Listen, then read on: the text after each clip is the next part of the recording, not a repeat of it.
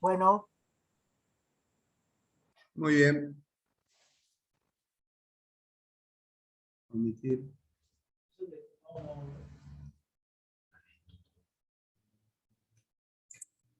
Bien.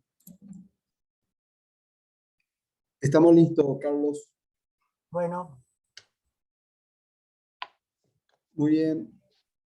Buenas tardes. Seguimos admitiendo algunos participantes a este tercer módulo del taller sobre políticas públicas que está dictando Carlitos Sebeck. Esta sesión vamos a trabajar desde la reforma universitaria de 1918.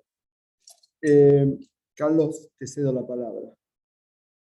en realidad te completo, la idea es que tratemos de abarcar el periodo que va desde la reforma universitaria del 18 hasta la dictadura del 76, eh, tratando de ver el tema desde una óptica muy abuelo de pájaro. Son 27 diapositivas, porque en realidad pasaron muchas cosas en ese periodo y resulta muy difícil comprimirlo, razón por la cual pido disculpas anticipadas por si pego algún salto histórico, si falta algún detalle, que espero que las preguntas ayuden a ampliar.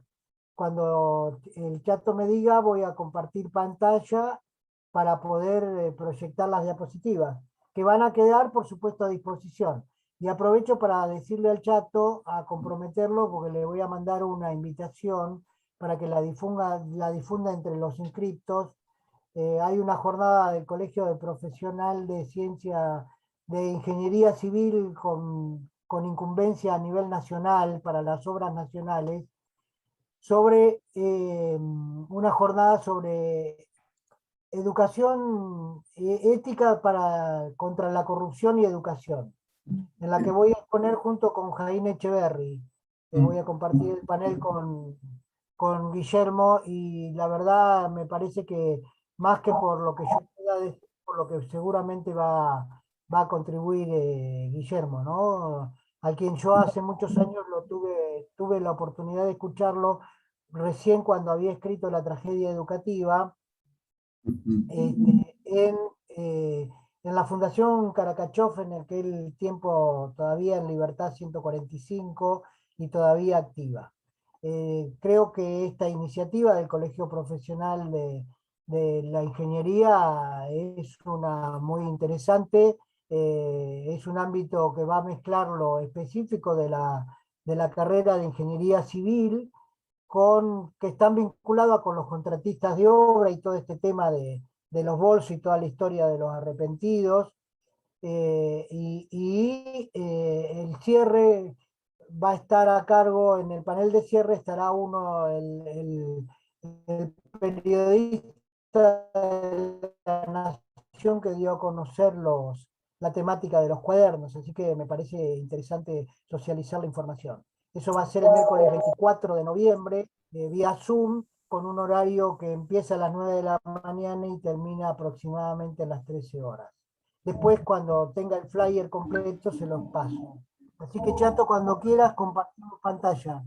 Bueno, estás en condiciones. Repasemos para los que estaban ingresando. El módulo de hoy abarca desde la reforma universitaria de 1918 al golpe militar de 1976. Ya estás habilitado para compartir la pantalla.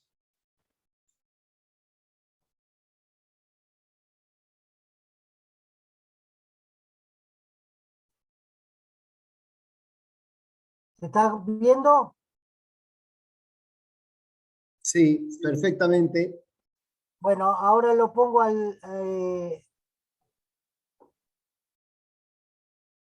está.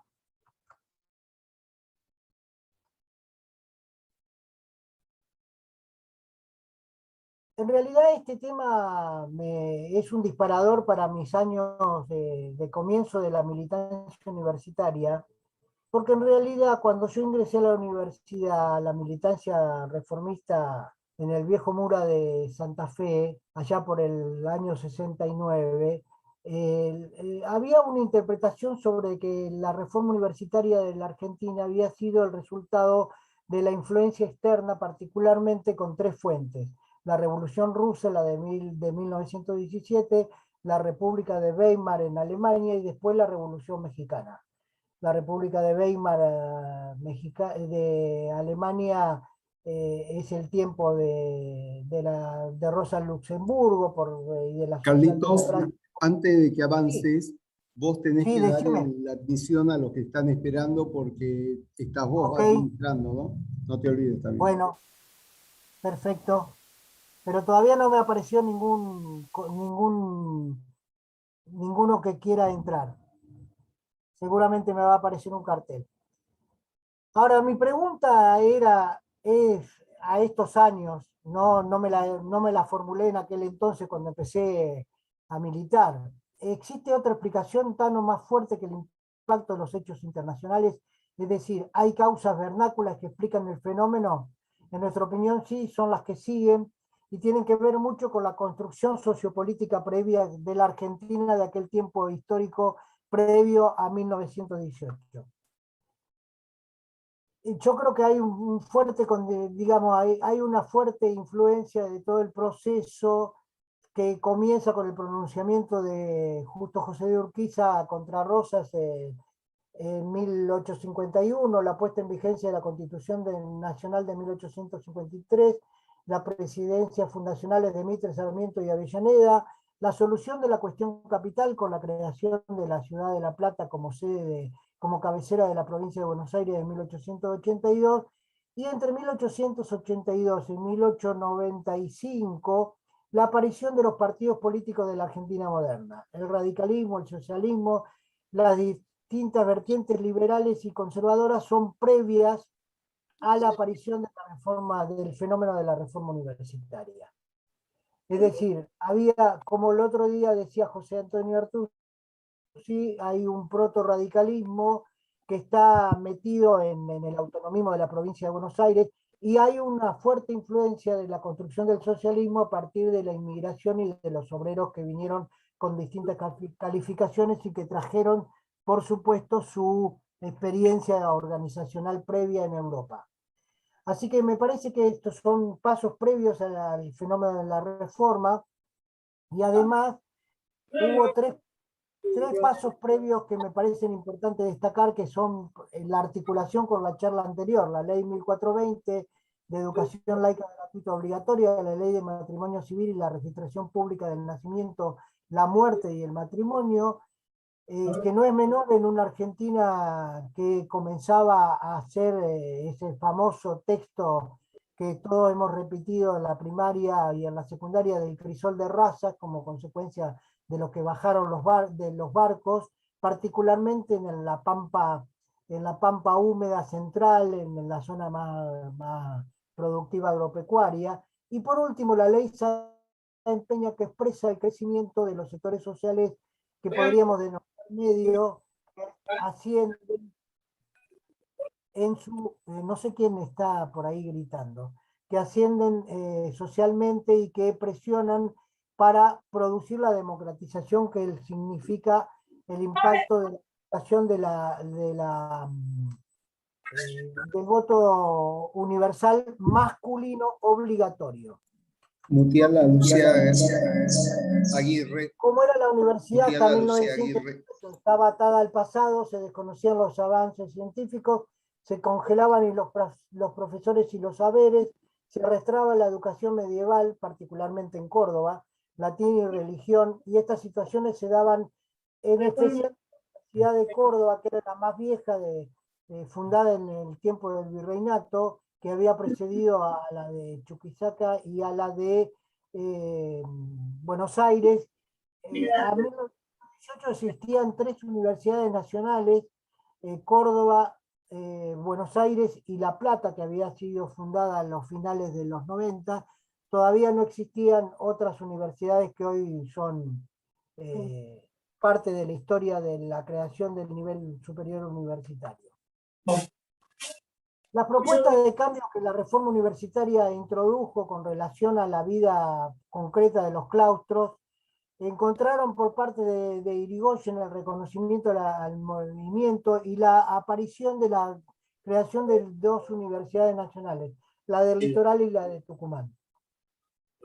Y el gobierno nacional tuvo una apertura a la aplicación de las propuestas del movimiento reformista. ¿Cuáles fueron las propuestas? Autonomía y cogobierno de los claustros, en alguna medida la ley Avellaneda había reconocido que la extensión universitaria, que significaba la posibilidad de que la universidad le devolviera a la sociedad en actividades científicas concretas, lo que significaba bancarla a la universidad. Yo recuerdo haber tenido en mis manos algún texto que recopilaba las publicaciones de la Universidad Nacional del Litoral en relación con la extensión universitaria, con trabajos alrededor del mal de Chagas o alrededor de la arquitectura colonial en la Argentina, es decir, una fuerte lectura vinculándose con el afuera a través de la extensión universitaria. Y fuertemente la renovación de las cátedras y los concursos públicos por oposición y antecedente, que fue la propuesta para esa renovación de las cátedras, porque hasta entonces las cátedras eran perpetuas. ¿Qué significaba que eran perpetuas? Que yo la tomaba a los 35 años y me quedaba hasta los 70 y anquilosaba los conocimientos porque me iba anquilosando al mismo tiempo.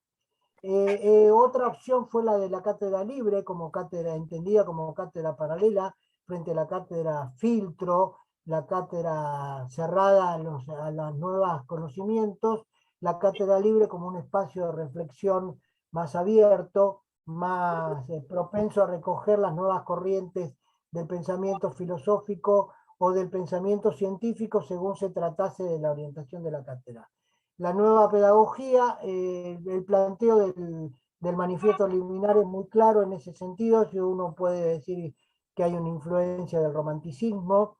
El maestro ama enseñando, hay la referencia al látigo como instrumento de educación, está muy claro en el manifiesto liminar de la reforma universitaria del 18, y quedó ahí una frase que nos queda para de correr permanentemente en el Carlos, horizonte. 2 minutos, La idea por favor. de... Carlitos, ¿me escuchás? Los estoy escuchando a todos, ¿eh? ¿Me escuchás, Carlos? Sí te escucho.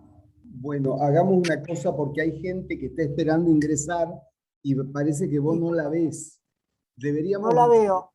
¿la ves o no? ¿No la ves? No, Ahí nos están mandando mensajes, dice que están esperando que la autoricemos. espera un segundo. Ahí estoy admitiendo que Y sabés que Lourdes. deberíamos mutear a alguno de los participantes que está con el micrófono abierto y no nos deja, nos interrumpe también. Lo que pasa es que mientras vos estés presentando, yo no puedo administrar esto. Ahí entran tres más. Yo ¿Viste? de preocupante que ya me ocupo. No me aparecen los carteles, pero ya encontré dónde buscarlos. Bueno, porque sí, estaban pidiendo ingresar. Bueno, seguimos entonces. Me parece que la frase del manifiesto liminar de los dolores que quedan son las libertades que faltan, es un indicador de la filosofía aperturista del movimiento reformista.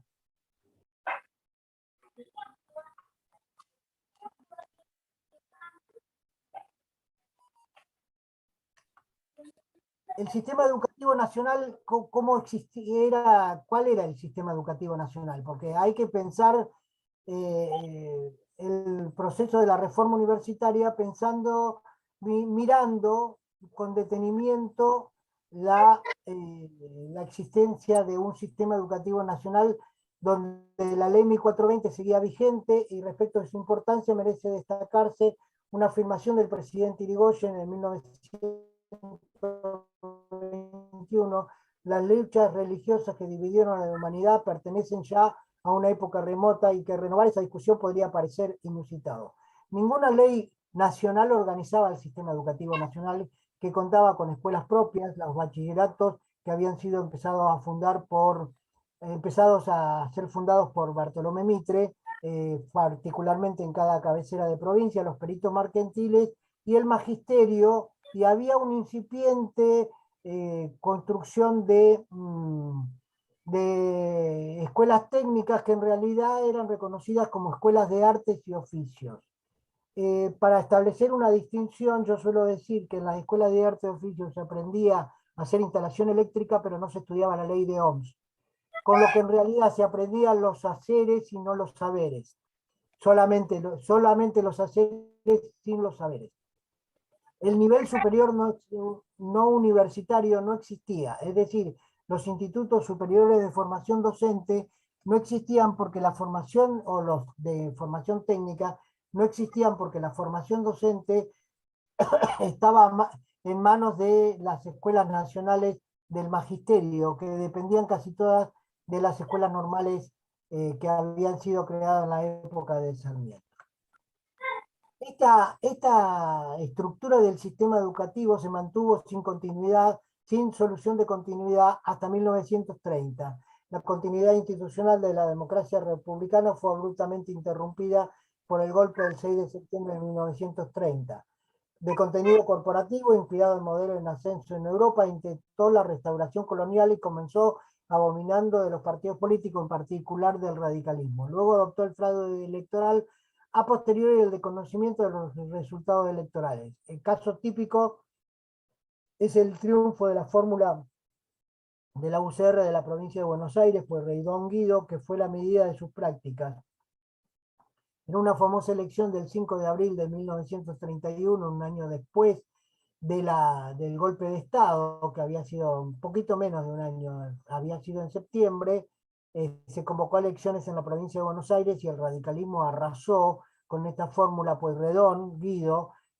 Pueyrredón es el que, Honorio Pueyrredón, el que había estado en la delegación a la reunión de la Sociedad de las Naciones y que recibió la instrucción clara de Irigoyen de que los hombres son sagrados para los hombres y los pueblos son sagrados para los pueblos y que cada pueblo es un voto. Este fue el criterio que Pueyrredón debió sostener por mandato del presidente Irigoyen. Y Guido, que es el padre, perdón, el abuelo de la escritora Guido, de Beatriz Guido, la famosa que tuvo mucho que ver con numerosas películas de Torre Nilsson, entre ellas La caída del ángel, si no me acuerdo mal.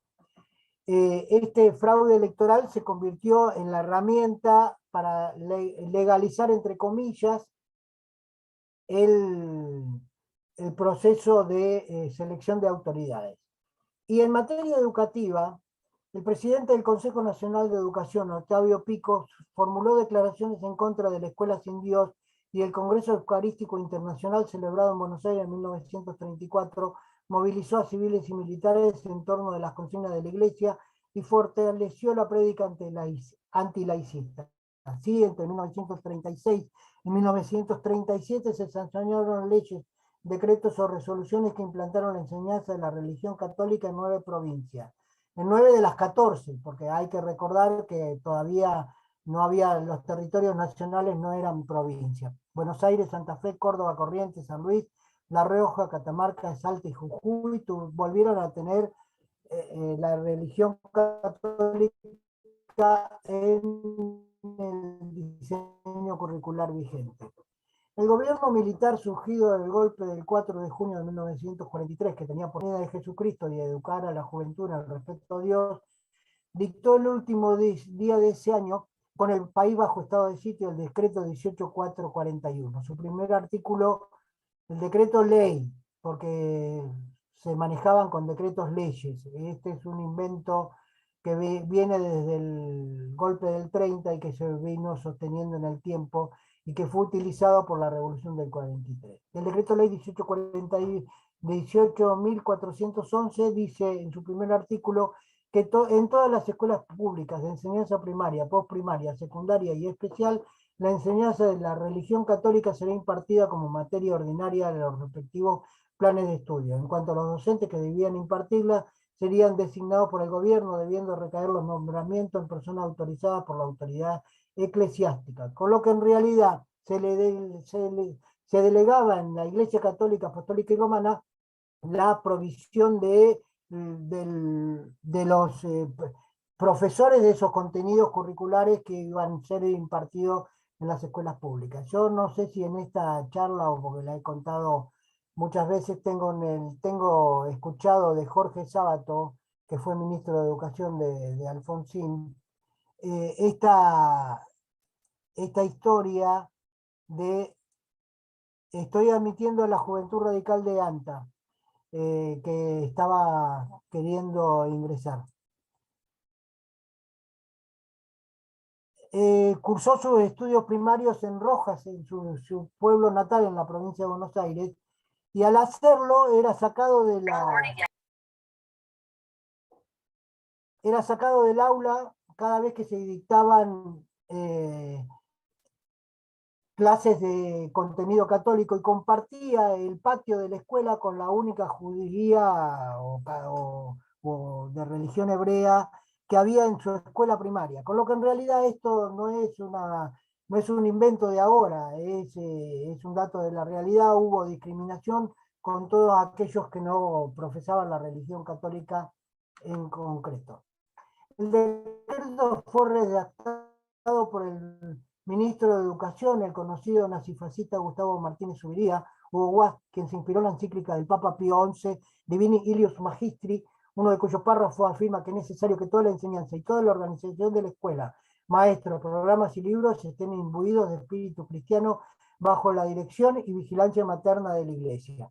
Comenzaba de esta manera el proceso de deslaicización de la escuela pública. Esta palabra no existe, pero en realidad es un invento para pintar un proceso que llevó un largo proceso en la historia de la Argentina.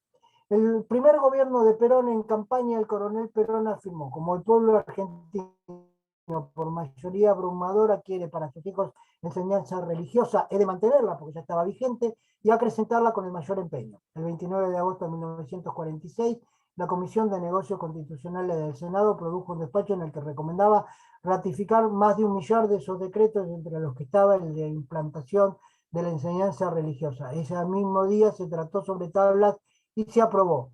La iniciativa fue girada de diputados, donde si bien el peronismo era mayoría, no todos sus representantes parecían dispuestos a votar de buen grado a favor de la enseñanza religiosa.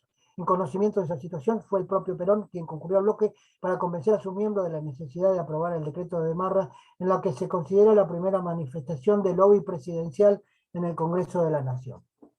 Así surgió la Ley Nacional 12.978 de Enseñanza Católica, que se promulgó el 29 de abril de 1947 y rigió hasta mayo de 1955, cuando a raíz y en medio de la creciente confrontación entre el gobierno peronista y la Iglesia, fue derogada por el Congreso. Este es el tiempo de la famosa quema de iglesias, la quema de la bandera nacional y todo ese periodo del 55 previo al golpe de Estado de septiembre. Es decir, fue el segundo gobierno del ya general Perón el que dejó sin efecto la educación religiosa que había convalidado algunos años antes. La muy publicitada gratuidad de la universidad. Este es un tema que a mí me ha llamado la atención, porque los compañeros de militancia de muchos de ustedes en la Universidad Nacional sostienen que la gratuidad universitaria no fue convalidada por el peronismo en 1949. Esto es así si entendemos por arancel lo que se entendía en aquel tiempo por arancel. El arancel era un derecho que se pagaba, por ejemplo, yo me acuerdo haberlo tenido que pagar en la época de Onganía, cuando me pasé de la Facultad de Derecho de Rosario a la Facultad de Derecho de Santa Fe. Tuve que pagar la legalización de los programas de estudio para hacer la convalidación de las materias que ya tenía aprobadas. En realidad no es el arancel tal y como se fue generando después con algunos modelos de aplicación del principio de la subsidiariedad, y que fue parte de alguna iniciativa de alguno de los gobiernos militares posteriores.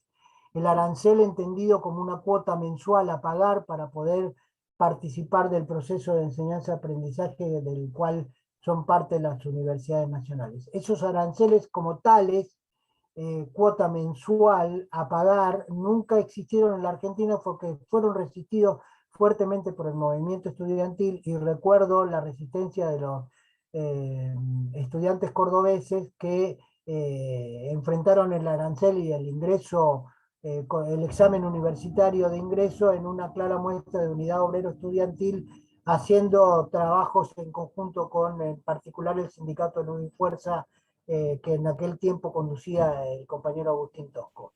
El decreto Carlitos, 2930 Carlos, y hay un trabajo de investigación del profesor César Cach de la Universidad Nacional de Córdoba, donde él también desmistifica esta cuestión del arancel y demuestra cómo en la Universidad del Peronismo se va a mantener el arancel de los exámenes, es decir, desde el año 46 al golpe militar del 55, la Universidad Peronista va a mantener el arancel del cobro de los exámenes.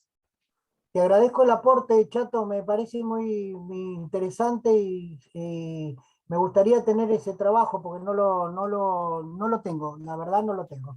Te lo voy El a mandar. decreto 20, perfecto, el decreto 29.337 del 22 de noviembre de 1949 dice: suspende el cobro de aranceles universitarios. Artículo primero: suspéndese con anterioridad al 20 de junio de 1949 el cobro de los aranceles universitarios actualmente en vigor. El Ministerio de Educación propondrá la consideración del Poder Ejecutivo dentro de los 30 días de la fecha del presente decreto, con intervención del Ministerio de Hacienda, las normas a que se ajustará la aplicación del presente decreto. Artículo 2.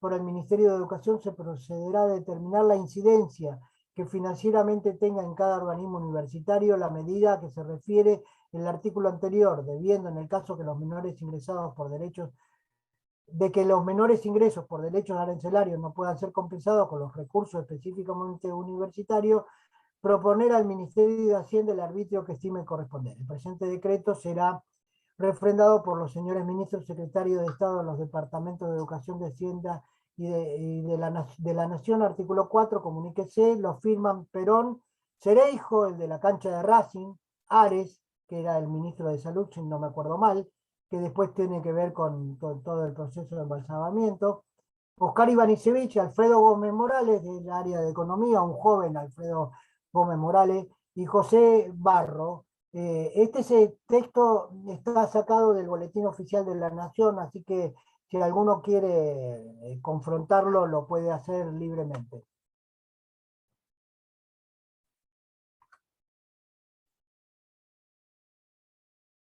No hay nadie intentando entrar, así que sigo. Si la computadora me deja, ahí está. El golpe de 1955. Este sitio, este enlace que está puesto en la transparencia, corresponde a la Universidad Nacional de La Plata, a Eduard, y es de la Facultad de Humanidades, que digamos, si uno la juzga desde el punto de vista ideológico, no se puede considerar vinculada con el pensamiento, al menos sus cuadros académicos más importantes, con el pensamiento reformista, por decirlo de alguna manera. En términos educativos, los cambios de denominación, los cambios curriculares y la eliminación de la simbología peronista del ámbito educativo fueron las principales medidas del golpe del 55. No puede decirse que el periodo 55-57 haya tenido consecuencias directas en términos del flujo de matrícula. Es decir, no hubo un achicamiento del sistema educativo en términos de incorporación del crecimiento vegetativo, que sería la manera de decirlo, ni de la pérdida de matrícula por aplicaciones de políticas restrictivas o de cercenamiento del derecho a la educación en este periodo del golpe del 55 hasta el 57. A partir de 1955, pero fundamentalmente a partir de 1957, las universidades nacionales encuentran su etapa de florecimiento, puesto que superan el periodo de confrontación e intervención que caracterizó al gobierno peronista.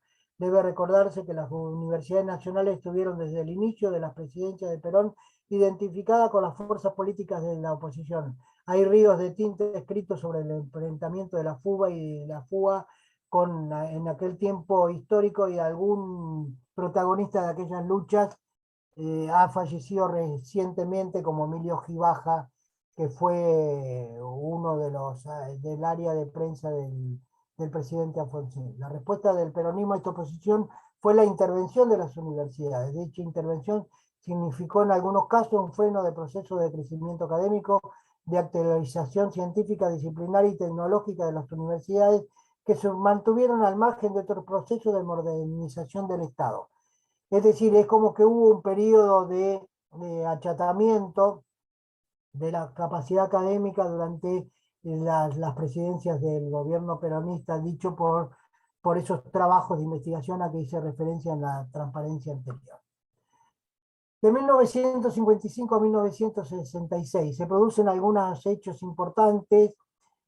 Aparece la editorial universitaria de Buenos Aires como una herramienta que uno podría considerar una prolongación de la extensión universitaria, con la socialización de Spivakov del saber científico. Había libros de toda clase, de toda especie.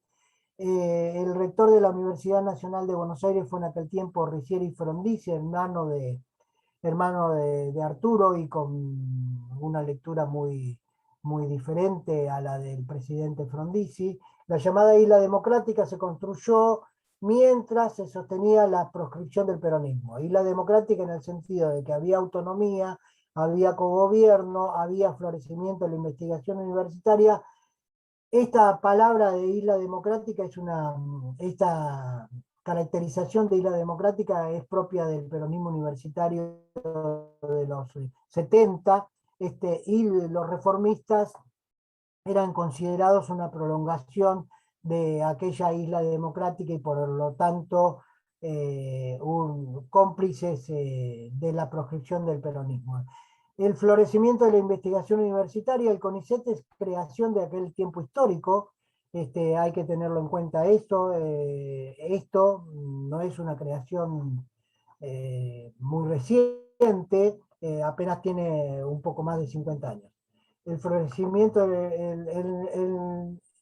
todo esto ocurrió a partir de 1958.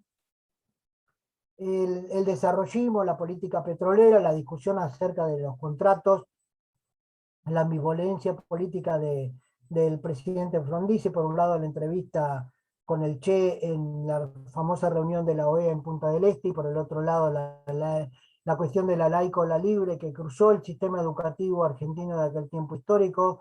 Yo tengo muy presente aquel año 58, apenas tenía 8 años, y ya pintaba en las paredes laica sí, libre no, que era una de las consignas más habituales. Hacía una primaria en una escuela pública, pese a que venía de una familia muy creyente. La ley Domingorena y el artículo 28 fractura el bloque desarrollista, y ahí hay que rescatar la figura de Nélida Baigorria, que luego fue funcionaria del presidente Ilía y luego del presidente Alfonsín en el área de alfabetización de adultos. Junto con Nélida se van un grupo de diputados nacionales de lo que sería el Frente del Bloque Desarrollista, precisamente como consecuencia de la aplicación del artículo 28 de la ley Domingorena. ¿Qué es lo que se discute en la ley con el famoso artículo 28? Que es la posibilidad de otorgar títulos, de otorgar certificaciones validantes de las cursadas.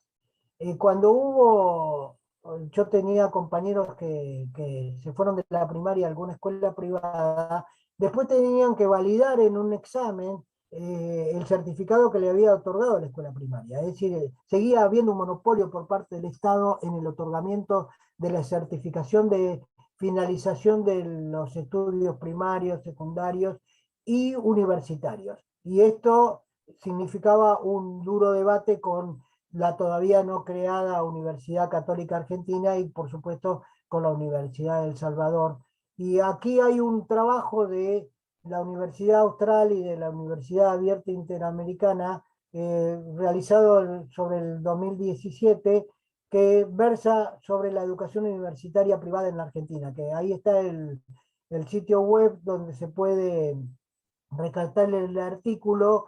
En realidad hay una lectura, todo el anclaje de la cuestión de las privadas está vinculado con el famoso principio de la subsidiariedad, que después va a ser fuertemente discutido en la Comisión Asesora Honoraria del Congreso Pedagógico, en particular a través de las posturas de Héctor Félix Bravo, que había sido diputado nacional entre 1963 y 1966 por la democracia progresista en la Cámara de Diputados de la Nación.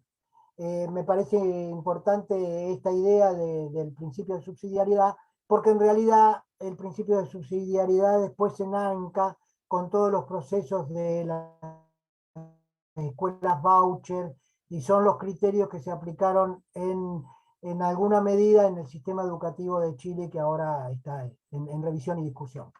El debate central es el otorgamiento de los títulos universitarios. Hasta entonces se desconocía la validez de los privados, la eliminación del examen de reválida. Con el cambio de régimen político el 23 de diciembre de 1955 se sancionó el decreto ley 6.403, que estableció la autonomía de las universidades para la designación de los profesores y que hasta allí eran designados por el Poder Ejecutivo Nacional. En su artículo 28, la iniciativa privada dice que se puede crear universidades libres que estarán capacitadas para expedir diplomas y títulos habilitantes siempre que se sometan a las condiciones expuestas por una reglamentación que se dictará oportunamente. Al llegar el decreto de la Junta Consultiva Nacional del gobierno del gobierno de facto del golpe de Estado del 55, algunos partidos políticos exigieron que los diplomas o títulos pasaran por un examen de Estado, que se estableciera una expresa provisión a que las universidades privadas recibieran recursos estatales. El tema de la reglamentación del artículo 28, que venía de aquel tiempo del 55, quedó congelado hasta que el gobierno de Arturo Frondizi reactivó la iniciativa y se sancionó la ley 14.557, que estableció un nuevo artículo 28, al que hacíamos referencia en la transparencia anterior, que planteaba la facultad de la iniciativa privada para crear universidades con capacidad para expedir títulos o diplomas académicos, cuya habilitación para el ejercicio profesional debía ser otorgada por el Estado Nacional con exámenes públicos y a cargo de los organismos que designara el Estado Nacional. Las universidades así creadas no podrían recibir recursos públicos y sus estatutos y condiciones de funcionamiento deberían ser aprobados por el Estado.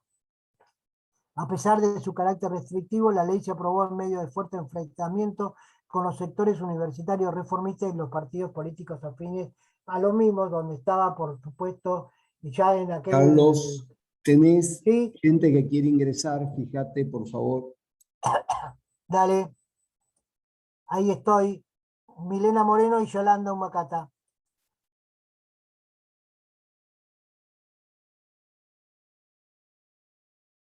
Listo. A pesar de su carácter restrictivo, la ley se aprobó en medio de fuerte enfrentamiento con los sectores universitarios reformistas y los partidos políticos afines a los mismos. Ahí obviamente ya estaba en ciernes, en ciernes no, ya se había producido el proceso de división entre la Unión Cívica Radical Intransigente y la Unión Cívica Radical del Pueblo, así que una porción importante de dirigentes del radicalismo del pueblo, que después viene a ser la UCR, se pusieron del lado de los estudiantes, y muchos jóvenes de aquellos años eran militantes radicales reformistas. Recuerdo al correligionario López, que había sido ministro o secretario de Trabajo después de don Raúl Alfonsín, si no me acuerdo mal.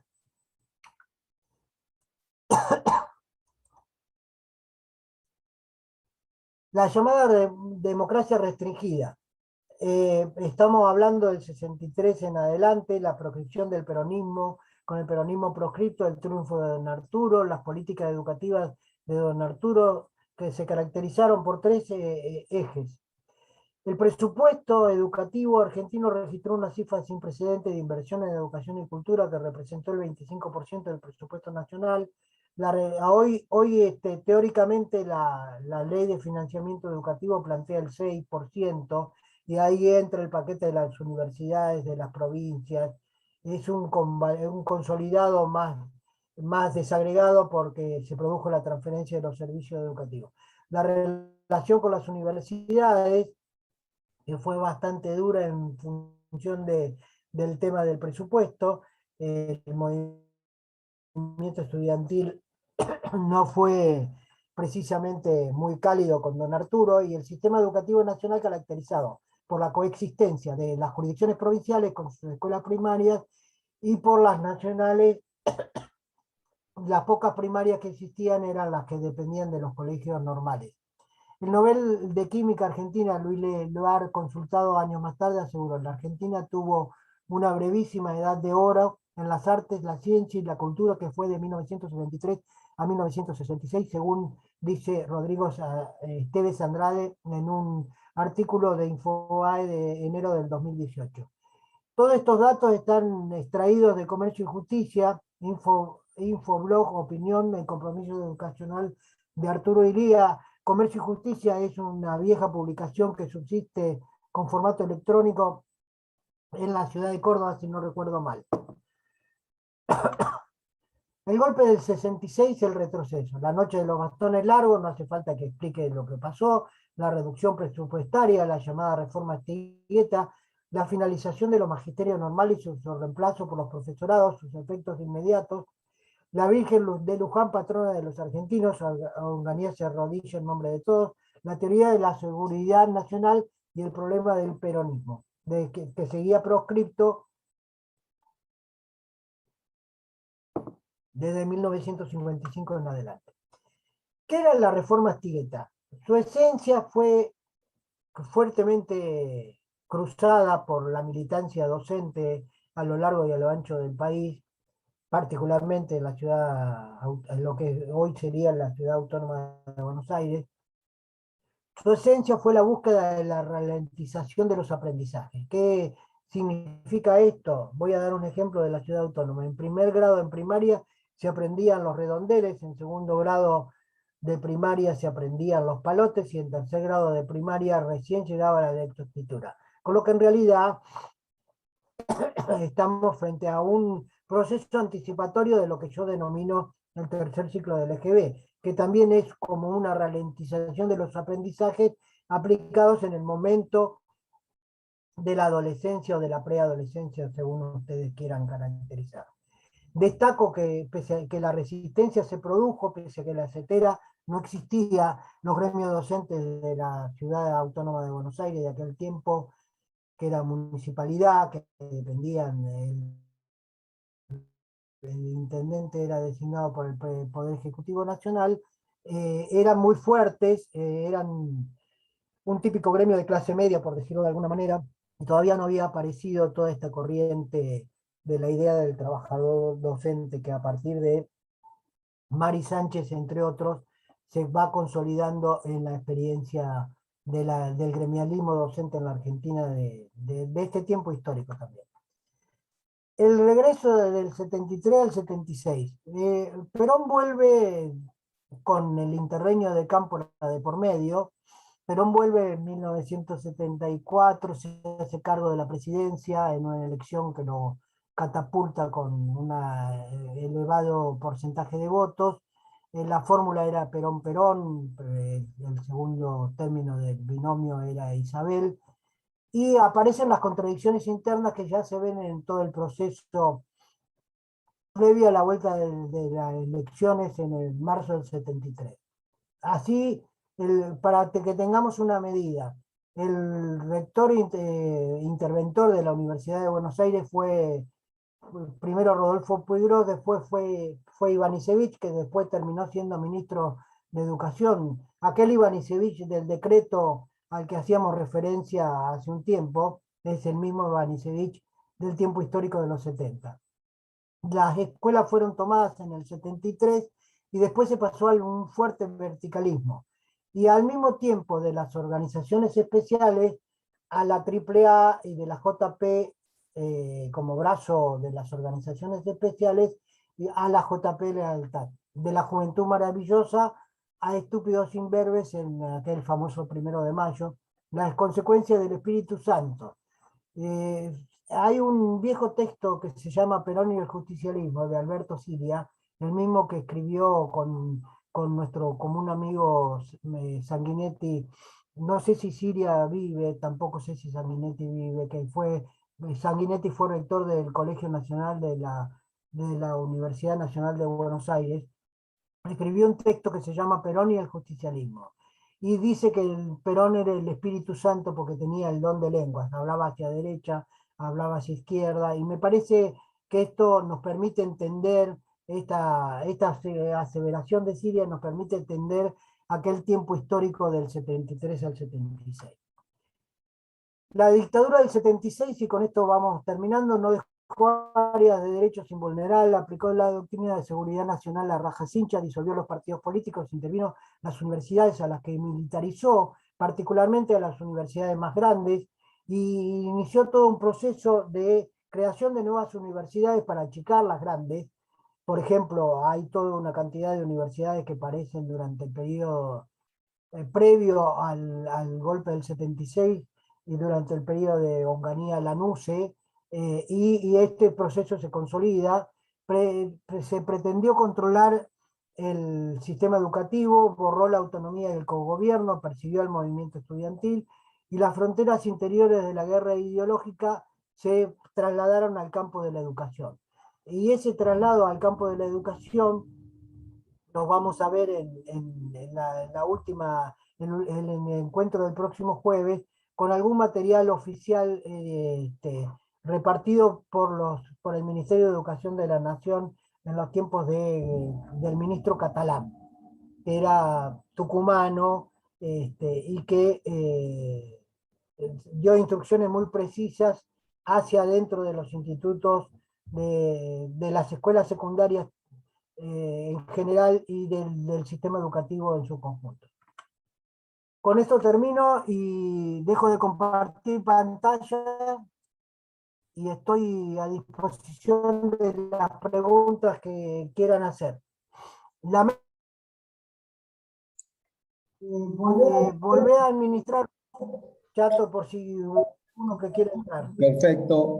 Mientras vos estabas desarrollando la exposición, yo coloqué en el chat eh, el vínculo digital del texto de César Katz sobre peronismo y reforma universitaria. Creo que el subtítulo es algo así como una relación de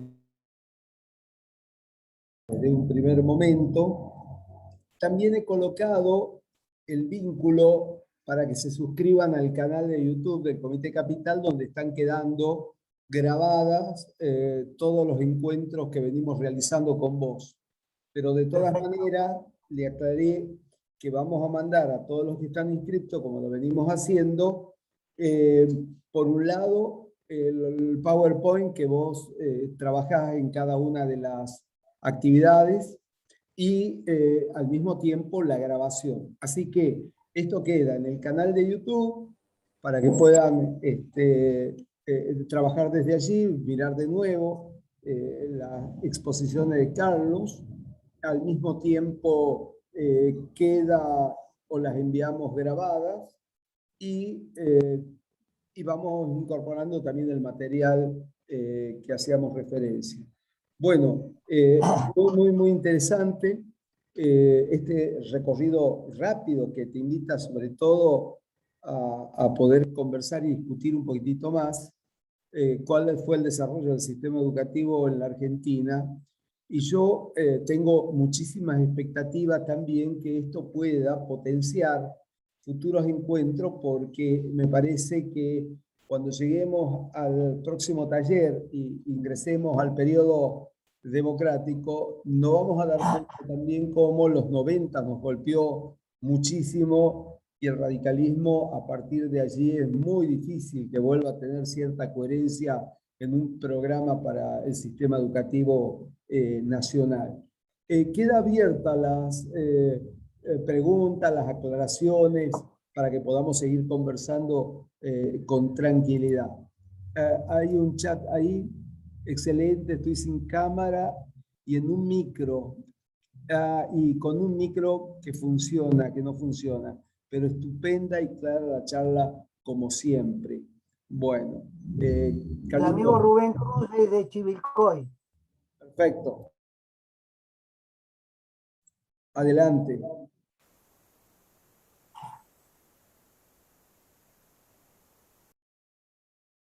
desmutearte para poder hacer uso de la palabra.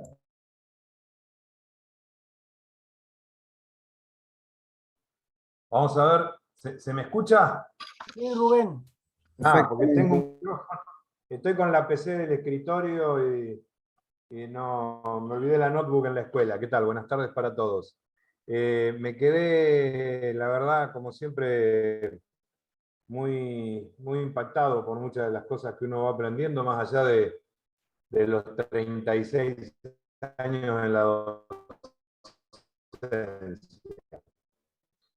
Y te quería preguntar, yo recopilé en algún momento, sé que me estoy adelantando, pero cuando hablabas de ese texto que se repartía en su momento, en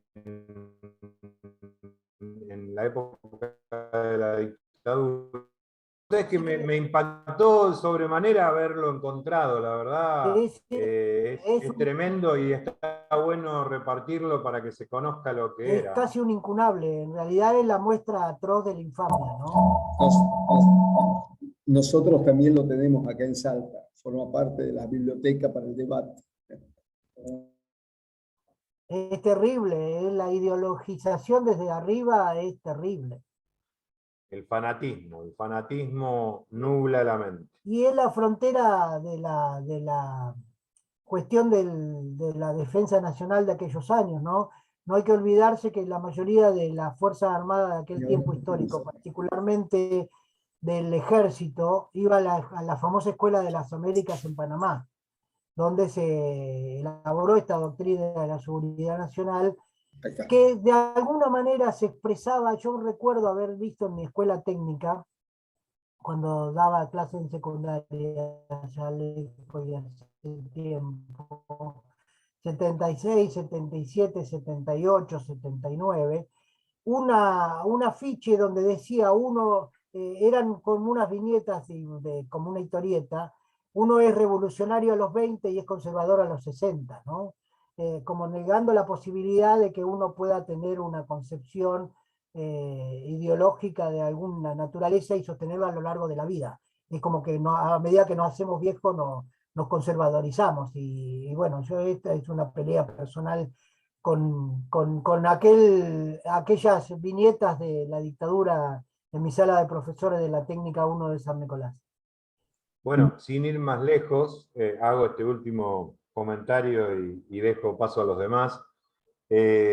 Cuando se ven estos extremos de ideologización, digo, que volver a pensar cuando no hace mucho teníamos un Ministerio del Pensamiento Nacional, ¿sí? O sea, cuando uno empieza a creer desde un gobierno que puede dirigir la única forma de pensar, es realmente preocupante.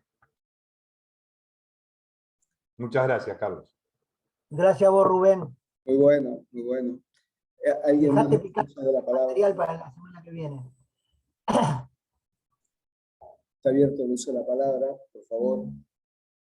Sí, no sé, los que están acá en el comité, ¿alguno tiene algún planteo? ¿Está todo bien? ¿Marta? Bueno, sigamos con los que están online. Está abierto el uso de la palabra. ¿Alguna aclaración, Carlitos, sobre lo que hace A ver, expone con la velocidad que se expone si me capaz que es necesario? permitís, Rubén, hay algo que me parece importante decir, porque nosotros comenzamos este ciclo con la idea de la movilidad social ascendente.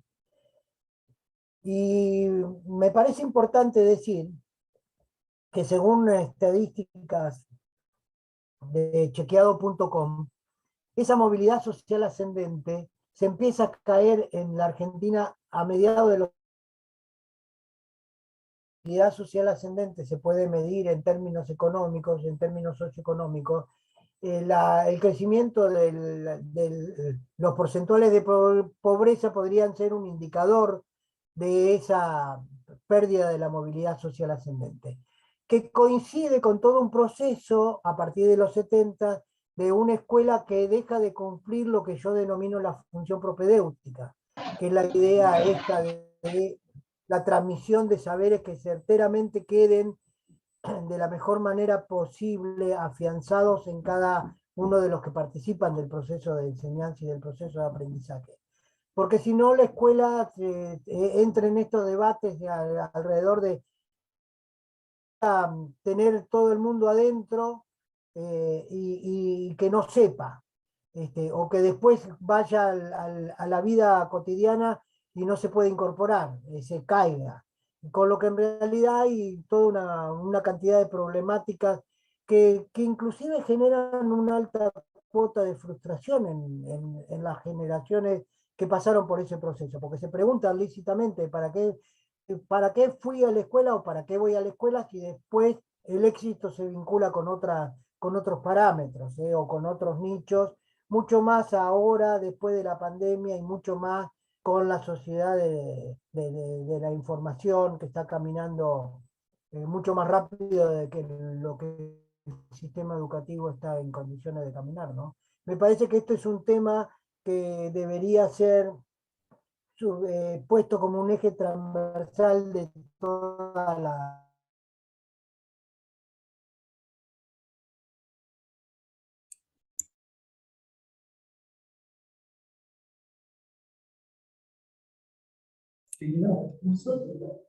Hola, ¿nos escuchás bien ahí? Mm. Estamos con problemas de sonido. ¿Hay alguien que está hablando ahí? No.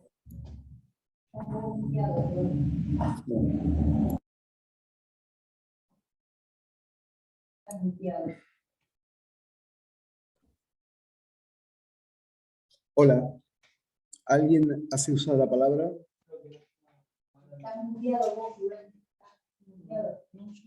Yo no. Te escucho, yo te escucho. Mirá Ahí vos. está.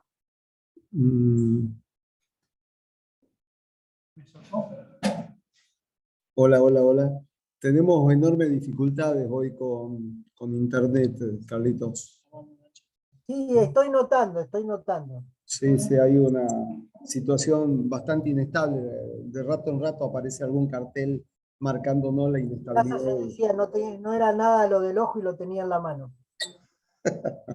Bueno, este, eh, me parece interesante este último comentario que haces, que evidentemente habíamos comenzado el taller pensando en la vinculación de la movilidad social ascendente y el sistema educativo en la Argentina. A fines del siglo XIX, una perspectiva de modernización y de crecimiento económico muy importante, y un sistema educativo que fue tomando impulso en función de esa perspectiva. Aunque siempre en la Argentina quizás se puso énfasis en la educación inicial, en las primeras letras, y fue un poco más perezoso el desarrollo del sistema educativo en relación a las escuelas técnicas vinculadas al sistema productivo, ¿no?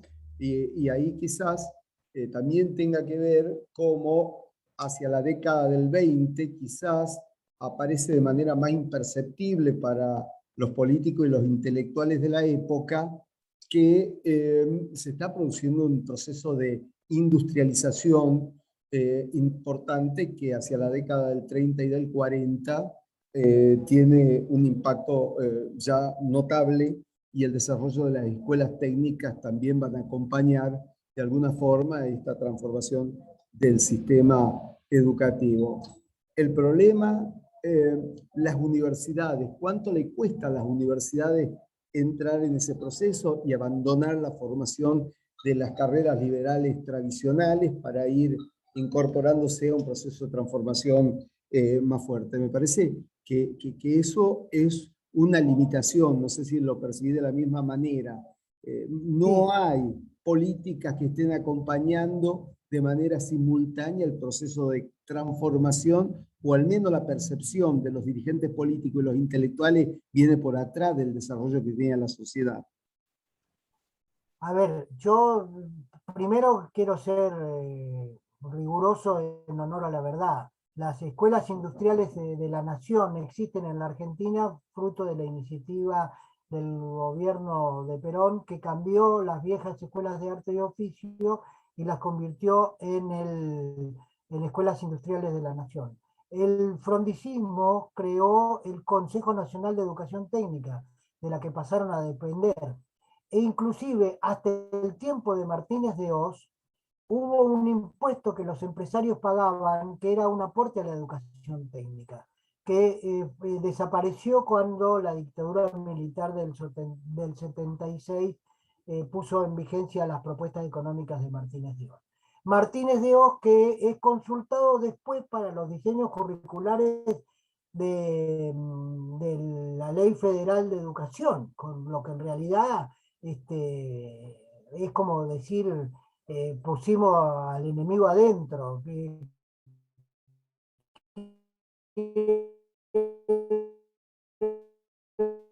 Creo que en ese sentido, de la universidad no, tiene un debate no saldado con relación a su vinculación con el afuera, pero con relación también a los cambios introducidos en la Ley de Educación Superior en el tiempo del presidente riojano.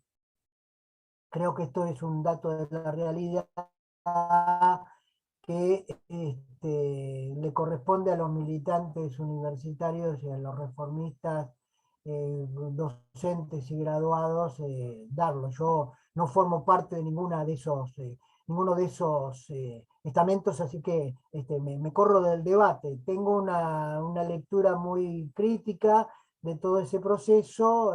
Creo que desde ese punto de vista falta un espacio para debatir en profundidad esta cuestión, que también se vincula con algo que puso grandes con esta idea de mantener cerrado. Hay facultades que la presencialidad es condición del proceso de enseñanza-aprendizaje, más allá de la utilización de los recursos técnicos que el avance científico nos pongan a disposición. Creo que esta es otra cuestión, no es que una cosa reemplaza a la otra. También había, a ver, yo recuerdo haber dado charlas sin PowerPoint y con retroproyector. Y usábamos el recurso que había. Es decir, convertir al recurso en la explicación es profundizar la brecha, porque en realidad la accesibilidad es de un grupo muy, muy reducido. Yo creo que las tasas de pobreza de la Argentina son contradictorias con la idea de una educación vía la conectividad, ¿no? Creo que además la falencia de nuestras redes están más de una vez a la vista en nuestros propios encuentros, con lo que en realidad que nosotros tengamos esta posibilidad no significa que todo el mundo la tenga. Y esta es una cuestión ética, de compromiso militante. ¿Hasta dónde yo renuncio a mi compromiso militante en función de esta situación? ¿Qué propuestas sostengo? Creo que desde ese punto de vista hay que, digamos, abrir la capacidad de entendimiento y darse un debate que conjugue las viejas ventajas de los sistemas propedéuticos con las nuevas ventajas de los recursos técnicos, teniendo en cuenta que el saber debe ser democratizado, que debe perdurar en cada uno de los agentes. Creo que en el que chat pasó por la escuela. Gladys Gitian en el chat te colocó con respecto al tema educación, también actualmente está el tema de la accesibilidad y creo que de alguna manera esto también venías haciendo referencia. Sin ninguna duda. Perfecto, estamos bien. Durante el periodo de la reforma universitaria de 1918 a la dictadura militar, ¿qué es lo que te queda en limpio del desarrollo del sistema educativo argentino? ¿Cuál sería el rasgo positivo y cuál sería el rasgo más crítico que te deja ese proceso histórico? A ver, no es fácil esa pregunta, ¿eh? Yo creo que hay como una inercia de la ley 1420, ¿no? Que se prolonga en el tiempo, que llega y que presiona filosóficamente sobre los otros niveles que aparecieron después. Porque el bachillerato pensado por Mitre no era el bachillerato masivo, era un bachillerato que se construía para dotar a cada provincia de la burocracia estatal que carecía. Estamos hablando de 1860, 1870. Entonces me parece que hay una inercia de la ley 1420 y hay una inercia del tiempo de las vacas gordas. Y el sistema educativo entra en confusión cuando desaparece el tiempo de las vacas gordas. No es casual que los grandes retrocesos en los procesos de enseñanza-aprendizaje medidos con cualquier indicador de los últimos tiempos tengan que ver con el tiempo histórico en que se produce el retroceso de la movilidad social ascendente, que hay movilidad social descendente, porque en realidad estamos en un proceso de movilidad social descendente, con lo que en realidad lo que quiero decir es que la educación no puede resolver lo que la sociedad en su conjunto no resuelve. Si esta sociedad sigue repartiendo pobreza de oportunidades o de posibilidades, el sistema educativo va a ser, como dijeron en algún momento y lo transcribí en alguna de las charlas primeras, seguirá siendo repetidor de las desigualdades de origen. Dime a qué escuela primaria vas y te diré a qué escuela secundaria y cuál es tu destino de la universidad. En la universidad los circuitos de circulación están claramente establecidos, ¿no? Yo te preguntaba esto con algún grado de intencionalidad, porque evidentemente lo que te queda es que cuando el Estado piensa el proceso de expansión del sistema educativo, lo piensa en este rasgo de progreso, ascenso social, modernización, etcétera, etcétera. Fíjate vos, siendo un liberalismo, liberal en lo económico, conservador en lo político, sin embargo, tenía ese rasgo pensando en el ascenso social. Y el punto central es cómo hacia la década del 60 se inserta dos cuestiones que afectan esta situación. En primer lugar, el proceso de descentralización de los servicios educativos, la transferencia a las provincias, que lo empezamos a experimentar desde la década del 60, de la Revolución Argentina, que por otro lado, ¿cómo? Con las primarias Lainez. Exactamente, y por otro lado, esta tensión entre federalismo y centralismo, y la conformación posterior de los consejos federales de educación y todo lo demás, donde ya no se discuten los proyectos educativos, los modelos educativos. Lo que se discute hasta el día de hoy es las partidas de los programas que puedan manotear los gobiernos a los efectos de desarrollar en algo en lo que puedan los sistemas educativos provinciales. Pero no hay un debate a fondo o de fondo en torno al desarrollo del sistema educativo. Ahora, ¿a dónde queremos ir con el sistema educativo? ¿Qué es lo que vamos a potenciar? Me parece que hay dos elementos que te quería marcar. ¿A dónde queremos ir con el sistema educativo y te congelaste? Simplemente era traerte estas dos cosas. No perder de vista el proceso de descentralización del sistema educativo y dos, esta dicotomía entre centralismo y federalismo, pero ya no de un debate ni en torno al ascenso social, ni a un programa, un proyecto de modelo de país, ¿no? Un modelo de desarrollo. Es que en realidad es el huevo y la gallina, ¿no? No se puede pensar en un sistema educativo si no pensamos nacional integrado, si no pensamos en una Argentina nacionalmente integrada que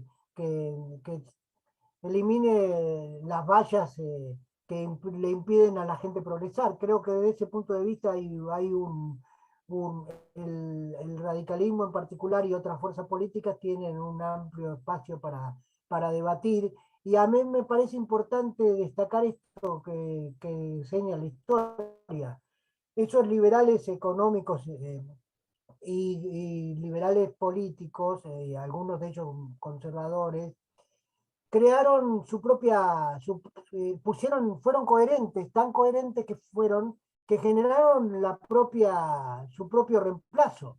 Es decir, el radicalismo es el resultado de esa movilidad social ascendente que aquel modelo histórico generó. Y no habría reforma universitaria y no habría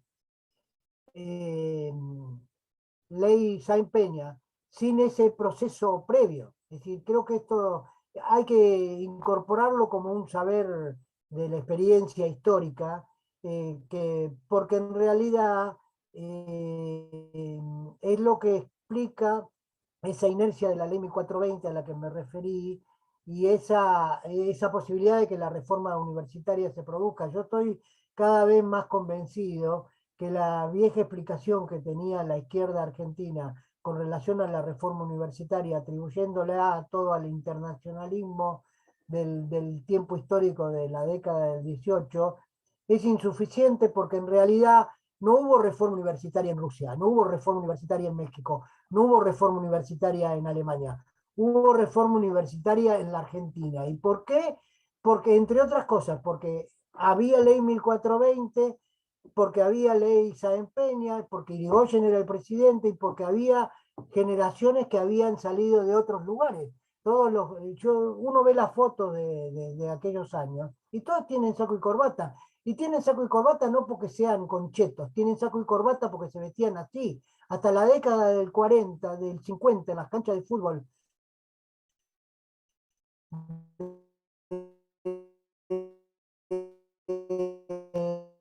Buenos Aires, la gente iba de saco,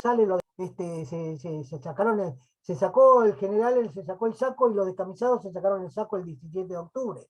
Pero si uno ve las fotos de los tranvías o de la gente de las columnas caminando, van con el saco en la mano, con lo que en realidad es, digamos,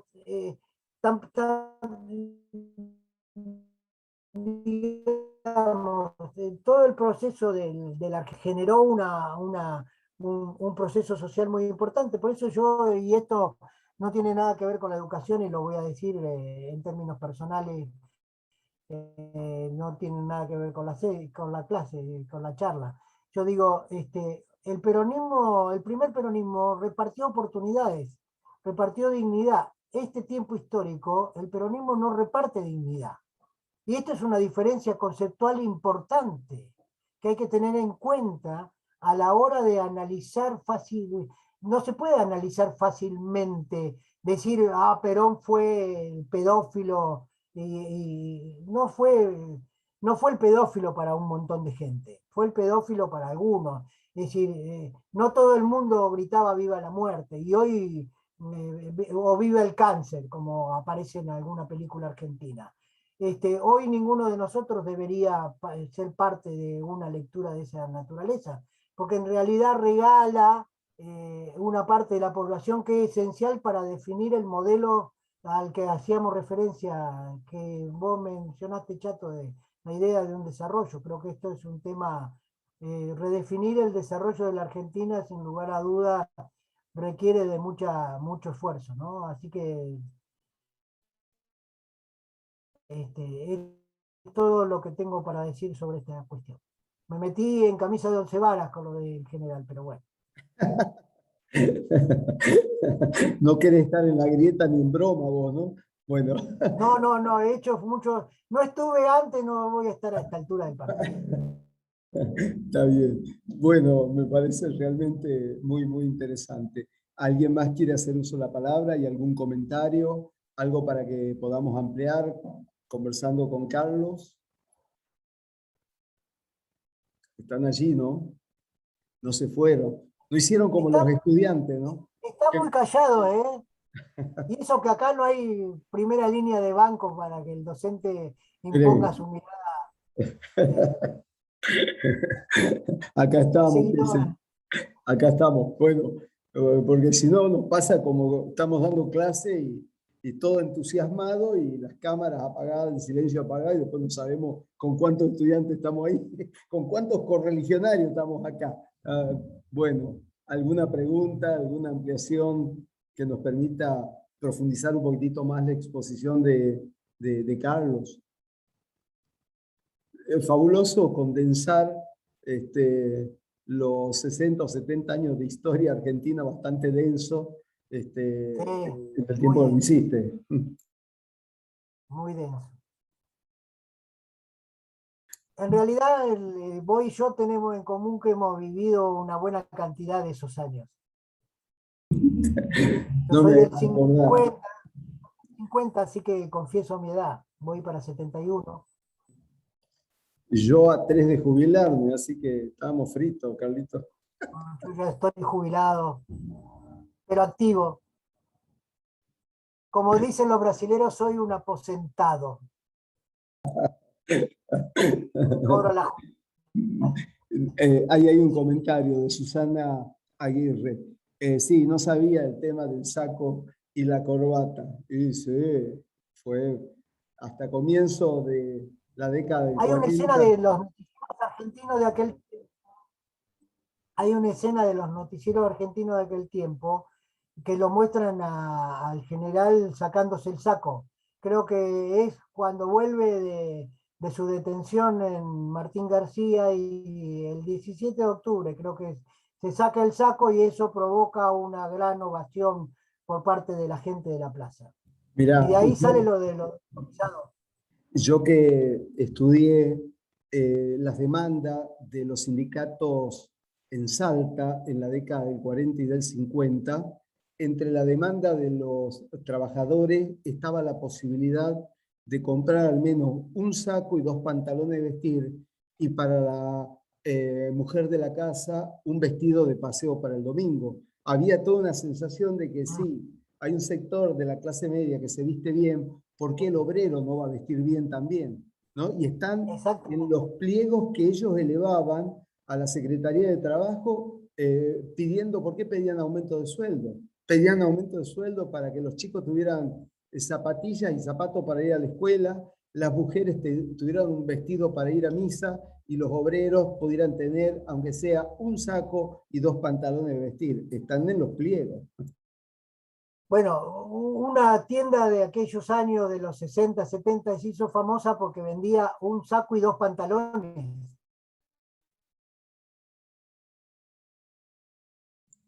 Así es. Hola. No me acuerdo el nombre de la tienda, ya desaparecida, por supuesto.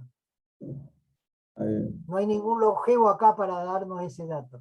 No, ya somos los más viejos. Acá lo tengo al Turco Salí, que tiene unos cuantos años más que yo, pero bueno, todavía. Claro, el turco no creo que. Yo no sé si era. No era Thompson y William, porque Thompson y William fue después. Está bien. Estaba por la zona del obelisco, creo que por ahí. Mirá vos, qué bárbaro, ¿no? Bueno, ¿algún comentario? ¿Algo más?